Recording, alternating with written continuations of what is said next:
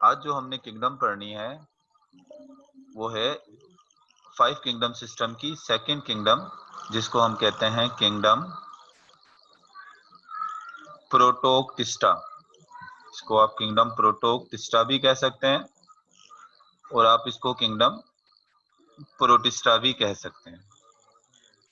Chapter number 5 में मैंने आपको बताया था कि लिविंग ऑर्गेनिज्म को उनकी कैरेक्टरिस्टिक्स की बुनियाद पर, उनकी डिफरेंट खुसूसियात की बुनियाद पर उनको 5 किंगडम्स के अंदर रखा गया है।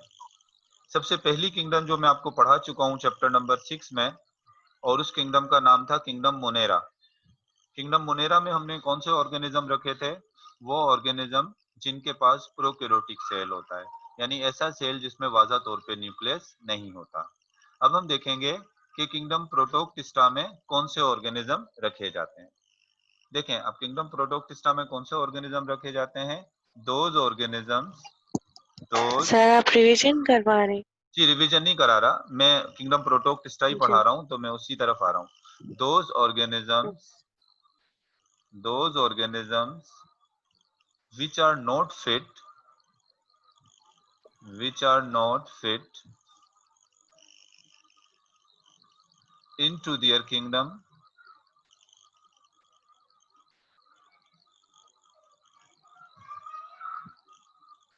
are placed in kingdom protoctista। अब कह रहा है दोज ऑर्गेनिज्म, यानी ऐसे ऑर्गेनिज्म जो अपनी किंगडम में फिट नहीं होते। यानी कुछ ऑर्गेनिज्म ऐसे हैं जिनमें प्लांट्स की कैरेक्टरिस्टिक्स तो हैं, लेकिन वो मुकम्मल तौर पे प्लांट्स के अंदर फिट नहीं होते। आप उन्हें प्लांट कह नहीं सकते, हैं तो उनके अंदर प्लांट्स की कैरेक्टरिस्टिक, लेकिन वो तमाम की तमाम खुसूसियात उनमें प्लांट्स वाली नहीं है। तो इस वजह से आप उनको प्लांट नहीं कह सकते, मतलब वो प्लांट किंगडम में फिट नहीं होते। इसी तरीके से कुछ फंजाई होती हैं।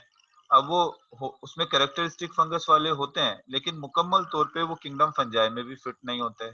इसी तरीके से कुछ ऑर्गेनिज्म ऐसे होते हैं उनमें एनिमल वाली कैरेक्टरिस्टिक्स हैं, लेकिन वो एनिमल किंगडम में फिट नहीं होते। तो ऐसे ऑर्गेनिज्म जो अपनी किंगडम में फिट नहीं होते, उनको हम कौन सी किंगडम में रख देते हैं? उनको हम रख देते हैं किंगडम प्रोटोक्टिस्टा में। तो किंगडम प्रोटोक्टिस्टा के अंदर वो ऑर्गेनिज्म रखे जाते हैं जो अपनी किंगडम के अंदर फिट नहीं होते।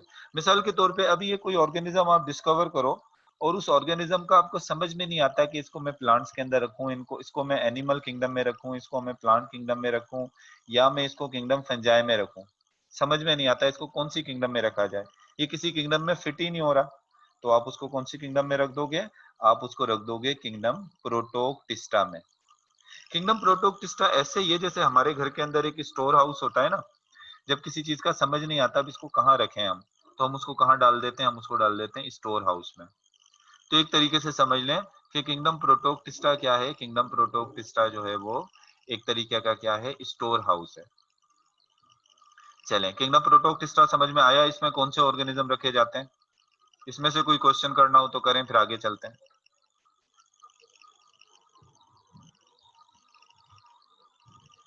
इसी वजह से इसके लिए हम कहते हैं ये नो सर, इट्स इसको हम अनयूजुअल ग्रुप भी कहते हैं। इसको हम क्या कहते हैं? अगर कभी एग्जाम में पूछ लिया जाए which kingdom has unusual group, या which kingdom is called unnatural group, इसको हम अननेचुरल ग्रुप भी कहते हैं। अननेचुरल ग्रुप देखो क्यों कहते हैं, मतलब जैसे किंगडम प्लांटी होते हैं, किंगडम प्लांटी के अंदर सारे प्लांट्स ही मौजूद हैं। किंगडम प्लांटी सर में मतलब हमने कुछ नया अब सर जैसे हमने कुछ मतलब नया फाइंड किया है तो वो हम किंगडम प्रोटोक्टिस्टा में डाल देंगे। अगर वो आपने कोई नया फाइंड किया है कोई ऑर्गेनिज्म, लेकिन वो किंगडम प्लांटिम्स में भी नहीं फिक्स हो रहा, वो किंगडम फंजाई में भी फिट नहीं हो रहा, वो किंगडम एनिमल में भी फिट नहीं हो रहा, तो उसको आप किस में रखोगे? उसको आप किंगडम प्रोटोक्टिस्टा में रख दोगे। ये कैसा ग्रुप है? अननेचुरल। अननेचुरल का मतलब क्या होता है? जैसे किंगडम प्लांटी है ना, उसकी नेचर में सारे के सारे प्लांट्स हैं, यानी उसकी जो नेचर है वो किस पर कंसिस्ट है? प्लांट के ऊपर। इसी तरीके से किंगडम एनिमेलिया की जो नेचर है उसके अंदर जो है वो सारे एनिमल्स आ जाते हैं। किंगडम फंजाई में क्या आ जाते हैं? किंगडम फंजाई के अंदर जो है वो फंगस आ जाते हैं सारे के सारे। लेकिन ये अननेचुरल है। अननेचुरल का मतलब क्या होता है, इसमें कुछ ऑर्गेनिज्म ऐसे हैं जो प्लांट लाइक भी हैं, इसमें कुछ ऑर्गेनिज्म ऐसे होंगे जो एनिमल लाइक भी होंगे, और इसमें कुछ ऑर्गेनिज्म ऐसे भी होंगे जो फंगस लाइक भी होंगे। क्यों होंगे ये मुख्तलिफ? क्योंकि जो फंगस से हम जिन ऑर्गेनिज्म को निकाला उसको भी हमने किंगडम प्रोटोक्टिस्टा में रख दिया, जिसको हमने प्लांट से निकाला उसको भी किंगडम प्रोटोक्टिस्टा में रख दिया, और जिसको हमने क्या कहना चाहिए किससे निकाला, जिसको हमने जो है वो बेसिकली जो है वो फंजाई से निकाला उसको भी हमने इसमें रख दिया। तो ये कैसा ग्रुप हो जाए, ये एक अननेचुरल सा जो है वो ग्रुप हो जाता है, ये एक नेचुरल ग्रुप जो है वो नहीं। अच्छा, अब एक और चीज होती है कि इसके अंदर जैसे हमारा स्टोर हाउस होता है ना, स्टोर हाउस के अंदर क्या मिलेगा आपको, बेडरूम का भी कुछ सामान उसमें मिल जाएगा, क्योंकि बेडरूम में कोई सामान फिट नहीं हो रहा था, आपने उसको स्टोर हाउस में डाल दिया। आपको अपना ड्राइंग रूम का भी कुछ सामान जो है वो स्टोर हाउस में मिल जाएगा। आपको लिविंग रूम का भी कुछ सामान जो है वो कहाँ मिल जाएगा, आपको स्टोर हाउस के अंदर जो है वो मिल जाएगा। तो मतलब इसी तरीके से एक अननेचुरल सा, यानी स्टोर हाउस आपका एक अननेचुरल सा होता है, क्योंकि उसमें जो है वो सब एक जैसी चीजें नहीं होती, डिफरेंट चीजें हैं। तो इसी तरीके से किंगडम प्रोटोक्टिस्टा भी क्या है, ये भी एक अननेचुरल सा ग्रुप है। इसमें डिफरेंट कैरेक्टरिस्टिक रखने वाले ऑर्गेनिज्म एक जगह पर एक किंगडम के अंदर मौजूद सर है। एक बार रिपीट कर दे, मेरा नेट डिस्कनेक्ट हो गया था। जी जी, मैं इसको रिकॉर्डिंग को आपके साथ शेयर करूंगा, तो आप उस रिकॉर्डिंग को देख लीजिएगा। तो अब देखें, मैंने कहा कि ऐसे ऑर्गेनिज्म जो अपनी किंगडम में फिट नहीं होते उनको हम किंगडम प्रोटोक्टिस्टा में रख देते हैं, और किंगडम प्रोटोक्टिस्टा के अंदर क्योंकि डिफरेंट कैरेक्टरिस्टिक वाले ऑर्गेनिज्म होते हैं, तो इस वजह से इस ग्रुप को हम क्या कहते हैं, इस ग्रुप को हम अननेचुरल जो है वो ग्रुप कहते हैं, यानी एक नेचर वाले ऑर्गेनिज्म इसमें मौजूद नहीं होते। अच्छा, अब एक और, यहाँ तक ही मैंने आपको बात बता दी, अब मैं दूसरी तरफ जा रहा हूँ। एक और आपको मुझे इसमें एक बात बतानी है, जो आपकी बुक के पेज नंबर 117 पर दूसरी हेडिंग है, डाइवर्सिटी अमंग प्रोटिस्टा। तो एक चीज मैं पहले आपको लिखवा देता हूँ, जैसे आपकी बुक में लिखी हुई है ऐसे ही लिखवा देता हूँ, फिर मैं आपको ये समझा दूंगा। Due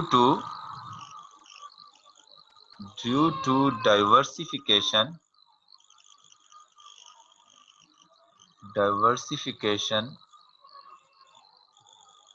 biologist regard Protista kingdom या protist kingdom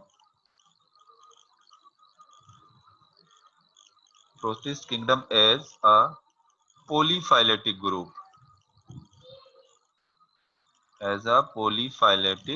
group of organism. It means they do not share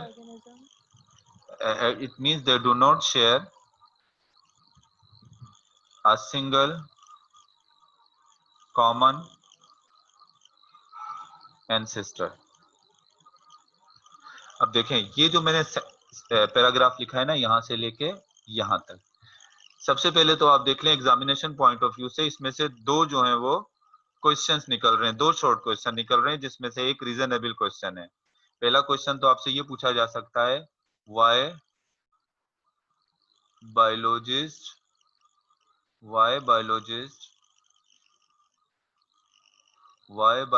regard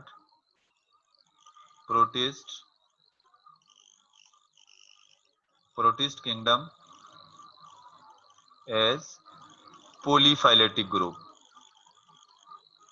एक तो ये क्वेश्चन आपसे पूछा जा सकता है, इसका भी एक्सप्लेनेशन दूंगा। और दूसरा क्वेश्चन आपसे ये पूछा जा सकता है, what do you mean by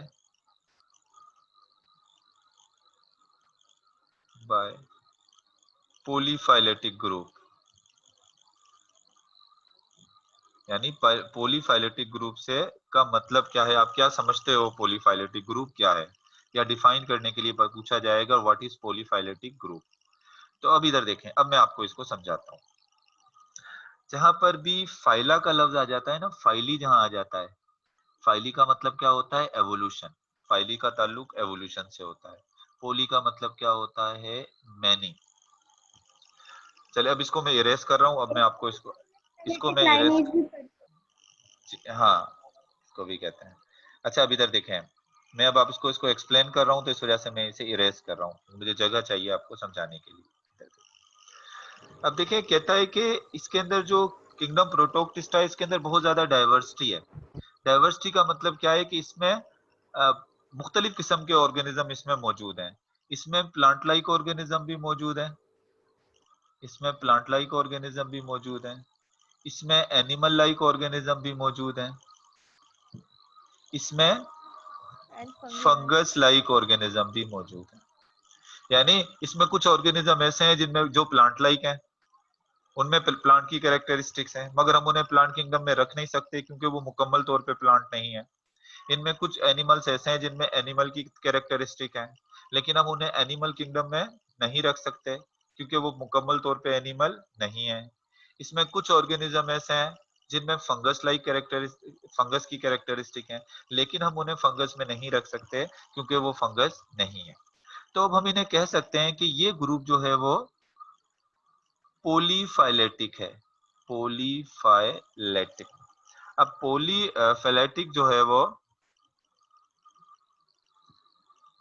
का मतलब क्या है, ये पोलीफाइलेटिक ग्रुप है।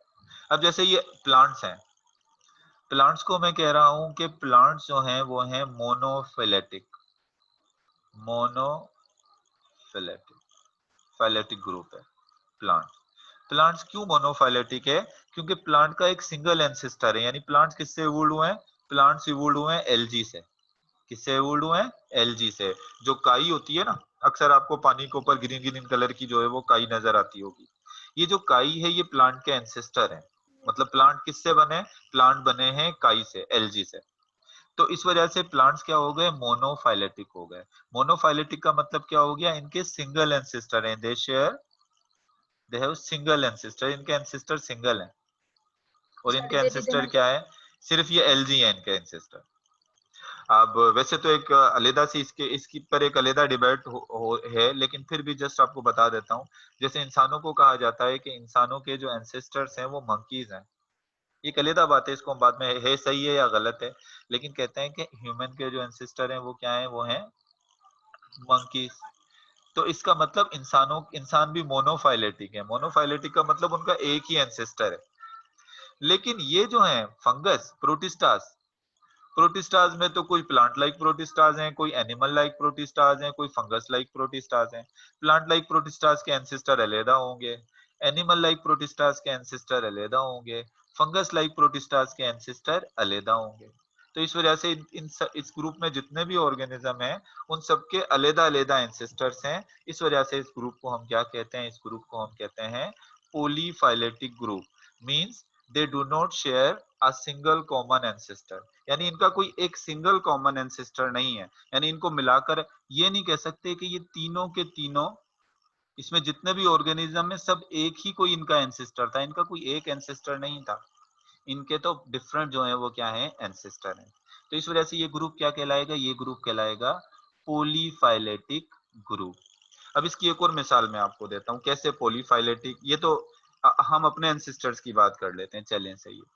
अब ऐसे में बात करता हूं अगर कि एक एरिया है, एक एरिया के अंदर बहुत सारे जो हैं वो कजन्स रहते हैं एक साथ, बहुत सारी फैमिलीज है। जो एक एरिया है इसके अंदर, ये एक एरिया है सारा, इसमें जितने भी घर है ना, ये सारे जितने भी घर हैं, इन घर में जितने भी कजन्स रहते हैं, कोई भी एक फैमिली रहती है। चलें ऐसे कह लेते हैं ये सुमरो फैमिली रहती है यहाँ पर, या ऐसे मेमन लोग भी अपना एरिया बना के रहते हैं, या फिर आप कह लें कोई मेमन फैमिली है, मेमन कम्युनिटी है, सुमरो कम्युनिटी है। अब ये जितने भी घर हैं ना, सब घर के अंदर ये जितने भी कजन्स हैं, ये कजन्स हैं सारे, जितने भी कजन्स। अब अगर हम देखेंगे इन कजन्स के सबके फादर और मदर अलग अलग हैं, इन सबके फादर और मदर क्या है? अलग अलग हैं। लेकिन इनके जितने भी फादर थे इन सबके दादा एक ही हैं। सबके जो ग्रैंडफादर हैं वो सब क्या हैं? एक हैं। तो इसका मतलब आपको कि जितने भी कजन्स हैं, ये जितने भी लोग हैं, इन सबके एक ही एंसेस्टर हैं, एक ही एंसेस्टर है, कॉमन एंसेस्टर है, इन सबका एंसेस्टर कॉमन है। ये मोनोफाइलेटिक, ऐसा क्या इसको आप कह लो, बायोलॉजी में तो अलग होता है, आपको समझाने के लिए कह रहा हूं। आप इसको कह लो कि ये मोनोफाइलेटिक ग्रुप है। यानी ये कम्युनिटी जो है ये सारी की सारी मोनोफाइलेटिक कम्युनिटी है। ये जितने भी सुमरो यहाँ बैठे हुए हैं या मेमन बैठे हुए हैं, ये मोनोफाइलेटिक कम्युनिटी। अब इसकी जगह पर एक दूसरी मिसाल देता हूँ कि ये एक एरिया है, इस एरिया के अंदर मुख्तलिफ फैमिलीज आकर बैठ गई हैं, ऐसे मुख्तलिफ किस्म के लोग यहाँ पर आ गए हैं, ये घर हैं सारे, इस घर के अंदर ये सुमरो फैमिली है, ये मेमन फैमिली है, ये शेख फैमिलीज है, ये पठान फैमिली है, इसी तरीके से डिफरेंट ये फैमिलीज हैं। अब ये सुमरो जो हैं इनके एंसिस्टर अलहदा हैं, इसके फादर ग्रैंडफादर अलहदा थे, इसके दादा अलहदा थे, इसके दादा अलहदा थे, इसके दादा अलहदा थे और इसके दादा अलहदा थे। तो अब ये सिंगल एंसिस्टर को शेयर नहीं कर रहे हैं। आप देखें इनके कोई सिंगल एंसिस्टर नहीं है, इनके मोर देन वन एंसिस्टर है, इनके सबके दादा अलहदा अलहदा हैं। अब ये जो कम्युनिटी है इसको आप कहोगे पॉलीफाइलेटिक, क्योंकि इसमें डिफरेंट जगहों से डिफरेंट कम्युनिटी से लोग आके एक जगह पर आबाद हो गए। तो ये जगह जो बनी है ये Sir, कैसी है, poly ये means poly more than one नहीं or more than many. One, तो ये पॉलीफाइलेटिक ग्रुप हो। तो अब आपने मैंने बता दिया आपको, यहाँ पर 2 क्वेश्चन आ रहे थे। अगर आपसे क्वेश्चन किया जाएगा, रीजनेबल क्वेश्चन आएगा कि why kingdom protoctista is regarded as polyphyletic group, आप कहेंगे because of its diversity they do not share common ancestor.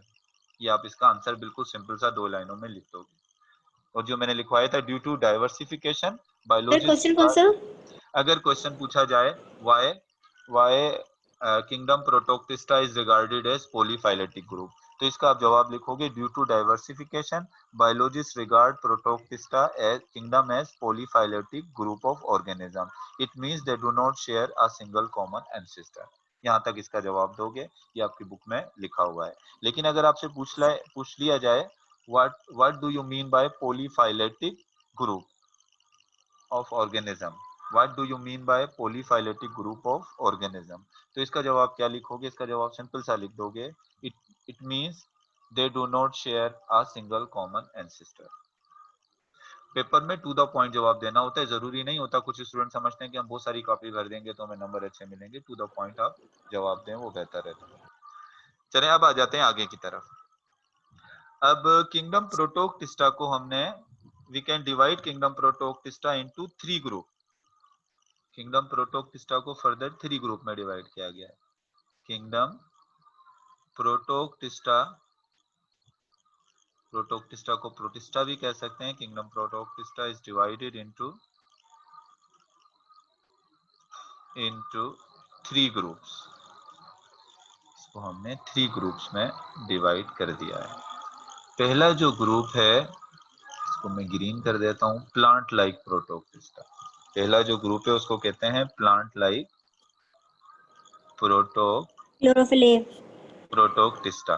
और प्लांट लाइक प्रोटोक्टिस्टा जो है वो कौन से हैं? वो हैं एलजी हैं प्लांट लाइक प्रोटोक्टिस्टा। फिर जो दूसरा ग्रुप है, पहला ग्रुप तो ये हो गया, फिर जो इसका सेकंड ग्रुप है, सेकंड ग्रुप आ जाता है fungi like Protoctista. Fungi like Protoctista. और फंजाई लाइक जो प्रोटोक्टिस्टा हैं उनको हम क्या कहते हैं? उनको जनरली कहा जाता है प्रिमिटिव फंजाई, उनको हम प्रिमिटिव फंजाई कहते हैं। और लास्ट ग्रुप है एनिमल लाइक प्रोटोक्टिस्टा। तीसरा जो ग्रुप है वो है animal like Protoctista. Animal like Protoctista. अच्छा, एनिमल लाइक प्रोटोक्टिस्टा में आ जाते हैं प्रोटोजोआ। तो आप देखें इस चैप्टर में किंगडम प्रोटोक्टिस्टा में आपने 3 ग्रुप्स के बारे में पढ़ना है। पहला ग्रुप आप पढ़ोगे प्लांट लाइक प्रोटोक्टिस्टा, पहले डिटेल में पढ़ोगे प्लांट लाइक प्रोटोक्टिस्टा, यानी पहले आप एलजी के बारे में पढ़ोगे। उसके बाद आप फंजाई लाइक प्रोटिस्टा के बारे में मैं आपको बताऊंगा और उसमें आप प्रिमिटिव फंजाई के बारे में पढ़ोगे। और लास्ट में मैं आपको एनिमल लाइक प्रोटोक्टिस्टा के बारे में बताऊंगा और आप इसको पढ़ोगे प्रोटोजोआ में।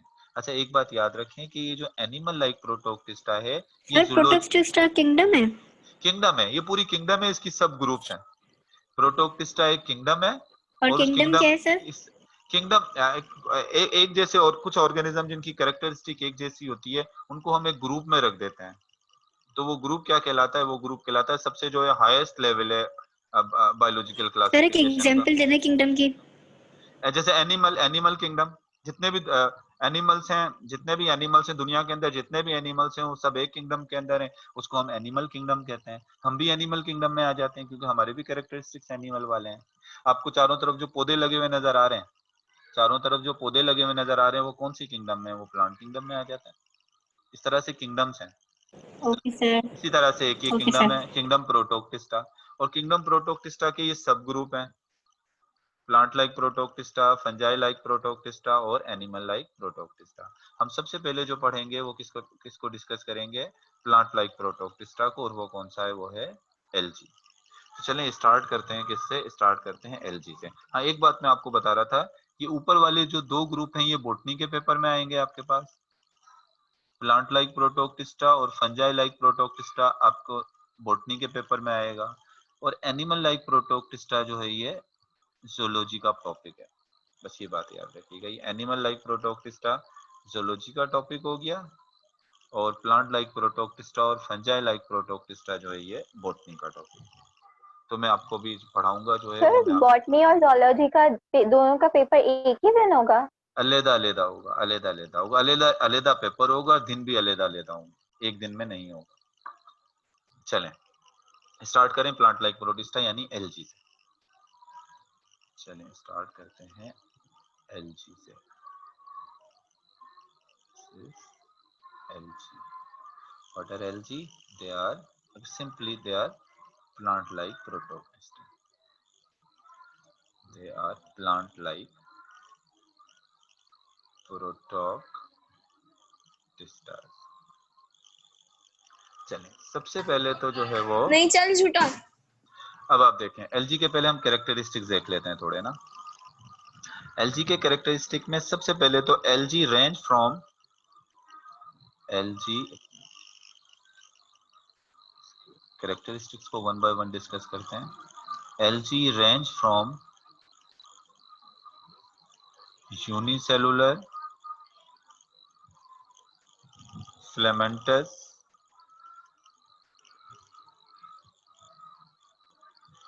unicellular filamentous and to use multicellular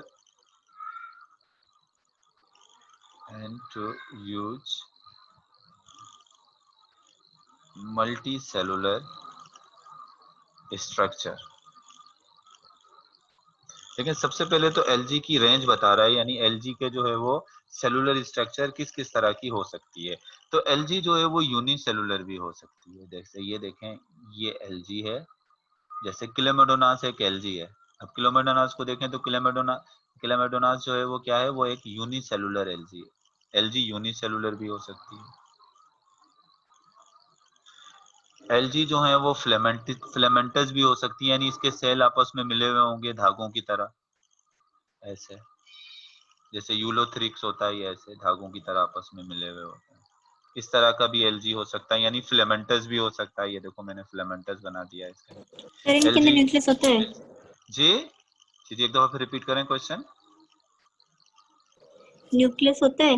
हाँ, इनमें न्यूक्लियस, अगर न्यूक्लियस नहीं होगा तो किंगडम प्रोकैरियोटी में नहीं चला जाएगा। होते हैं इसमें न्यूक्लियस। वो सिर्फ एक एलजी होती है जिसको हमने ब्लू ग्रीन एलजी पढ़ा था, साइनोबैक्टीरिया होती है, उसमें न्यूक्लियस नहीं होता, इनमें होते हैं, ये ट्रू एलजी हैं। अच्छा, अब इसमें भी न्यूक्लियस देखो बना दिया, यहाँ पर भी इसमें ये न्यूक्लियस है। ये फिलामेंटस स्ट्रक्चर भी हो सकती है, या फिर ह्यूज मल्टी सेलुलर ऑर्गेनिज्म भी हो सकते हैं, जैसे ऐसे बड़ी बड़ी एलजी भी हो सकती है, ऐसे हो सकते हैं। कैल्प जो होते हैं ऐसे बड़े बड़े, मल्टी सेलुलर भी हो सकती हैं यूज, ये जैसे मल्टी सेलुलर है। तो हमने पहले क्या बताया मैंने आपको? एलजी रेंज फ्रॉम, यानी एलजी के स्ट्रक्चर के लिहाज से कैसी कैसी हो सकती हैं? ये यूनिसेलुलर भी हो सकती हैं, जैसे ये क्लेमेडोनास हो गया, ये फिलामेंटस भी हो सकती हैं, और ये लार्ज साइज की मल्टी सेलुलर स्ट्रक्चर भी इनकी हो सकती है। इसके अलावा ये तो एलजी की मैंने स्ट्रक्चर आपको बता दी।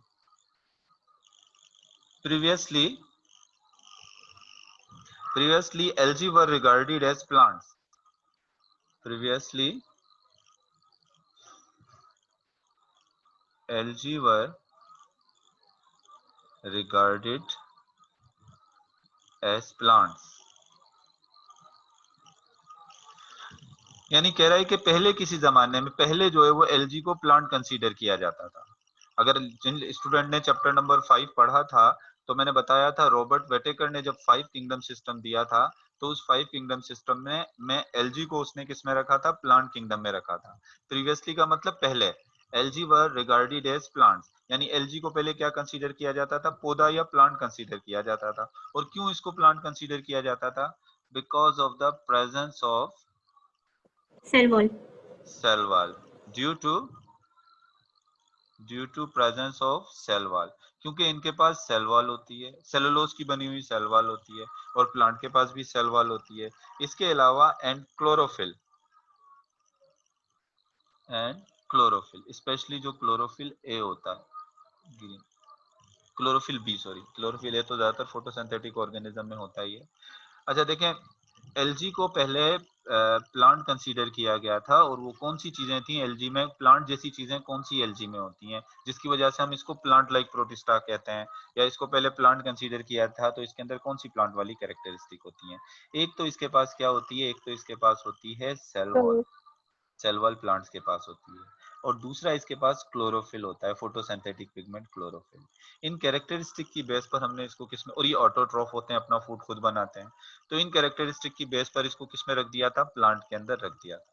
लेकिन बाद में पता लगा ये प्लांट से थोड़े डिफरेंट होते हैं, प्लांट्स की रिप्रोडक्शन डिफरेंट तरीके से होती है, इनकी रिप्रोडक्शन डिफरेंट तरीके से होती है। अब देखें ये भी क्वेश्चन आपसे पूछा जा सकता है, रीजनेबल क्वेश्चन ये पूछा जा सकता है, why previously algae were regarded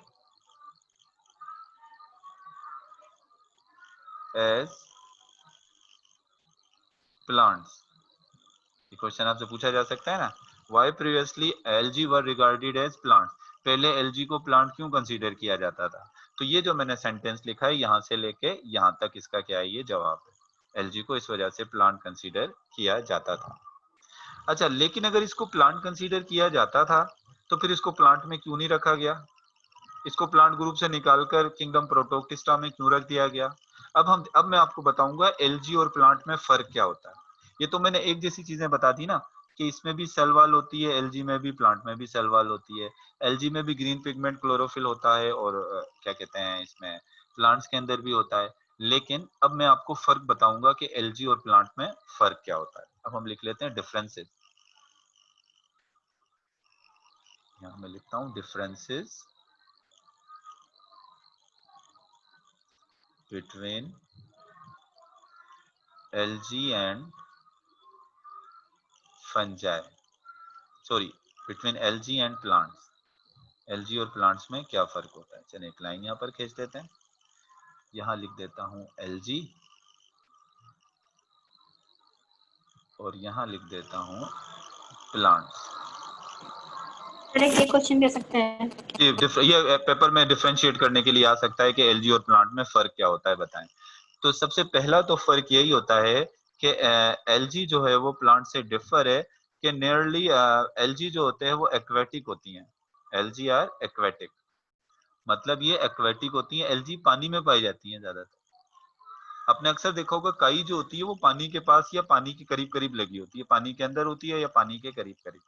तो एलजी क्या होती हैं, ज्यादातर एक्वेटिक होती हैं। और प्लांट्स जो होते हैं वो क्या होते हैं, नियरली ऑल टेरेस्ट्रियल, जबकि प्लांट ज्यादातर क्या होते हैं, वो टेरेस्ट्रियल होते हैं, यानी जमीन पर पाए जाते हैं।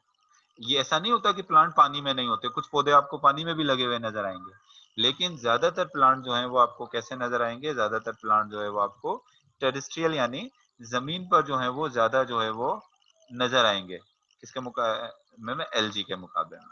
अच्छा दूसरा फर्क हम ये भी ले सकते हैं कि एलजी जो होती है वो यूनिसेलुलर भी होती है, unicellular and multi cellular. LG दोनों तरह की होती है, यूनिसेलुलर भी होती है और मल्टी सेलुलर भी होती है, यानी एक सेल पर भी कंसिस्ट होती है और एक से ज्यादा सेल से भी मिलकर बनी हो सकती है।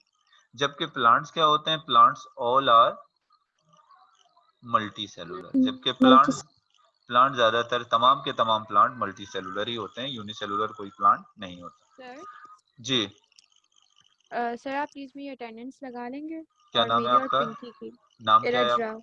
नीरज राव। और दूसरा पिंकी। नाम ही पिंकी है, निक नेम नहीं जी है, सर।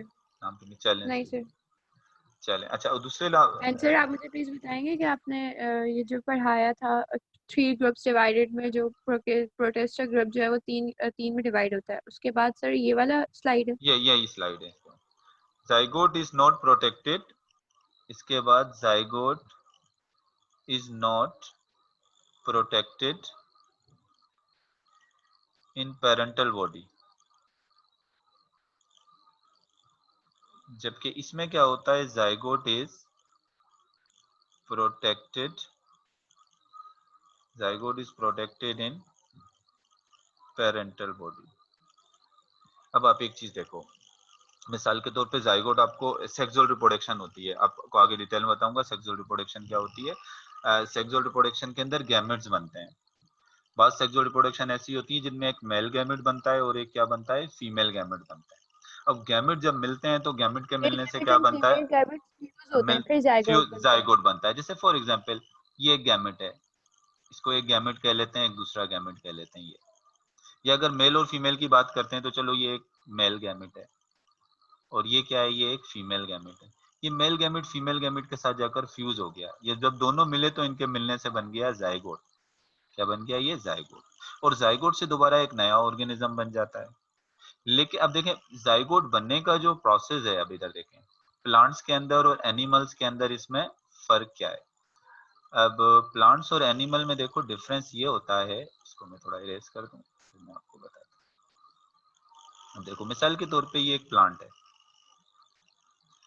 ये एक ट्री है, ये एक प्लांट है। अब प्लांट के अंदर जो मेल और फीमेल गैमेट मिलेंगे, अगर एंजियोस्पर्म प्लांट है उसके अंदर फ्लावर प्रोड्यूस होगा, फिर फ्लावर ही के अंदर मेल और फीमेल गैमेट मिलेंगे और उससे जाइगोट बनेगा, जाइगोट से फिर एक बीज बनेगा, जाइगोट जाइगोट बनेगा, जाइगोट से एक बेबी प्लांट बनेगा जो फिर से सीड के फ्रूट। अंदर होता है। और अब इसका मतलब ये है कि प्लांट्स के अंदर जो मेल और फीमेल गैमेट मिलते हैं और जो जाइगोट बनता है वो पेरेंटल बॉडी के अंदर बन रहा है। ये पेरेंटल बॉडी है ना पूरी, यानी ये पेरेंट है, इसी के अंदर जो है वो क्या है, इसी के अंदर जो है वो किसी जगह पर जो है वो फ्लावर के अंदर क्या मिल रहे हैं, गैमेट्स मिल रहे हैं। और जाइगोट भी कहाँ बन रहा है, इसके अंदर ही बन रहा है पेरेंटल बॉडी। जबकि एलजी में क्या होता है, एलजी के अंदर देखो, इस एलजी के अंदर ये हुआ कि ये गैमेट पानी के अंदर रिलीज हो जाते हैं। गैमेट कहाँ रिलीज हो जाते हैं, पानी के अंदर। और पानी के अंदर ये गैमेट्स आपस में मिलते हैं। और जाइगोट भी किस में बनता है, जाइगोट पानी में बनता है, यानी पेरेंट बॉडी से बाहर बन रहा है। ये है ना, ये पेरेंट बॉडी जिसको मैं ग्रीन कर रहा हूँ ये पेरेंट बॉडी है, और जिसको ब्लैक कर रहा हूँ ये समझ लें जाइगोट है। तो आप देखें ये जाइगोट जो बना है वो पेरेंट बॉडी से बाहर बना है, और यहाँ जो जाइगोट बना है वो कहाँ बना, पेरेंट बॉडी के अंदर बना। तो ये भी फर्क होता है, एलजी के अंदर जाइगोट जो बनता है और जो प्रोटेक्ट होता है वो ना बनता है ना प्रोटेक्ट होता है, किसके अंदर, पेरेंटल बॉडी के अंदर प्रोटेक्ट नहीं होता, मतलब पेरेंट बॉडी के अंदर नहीं बनता। जबकि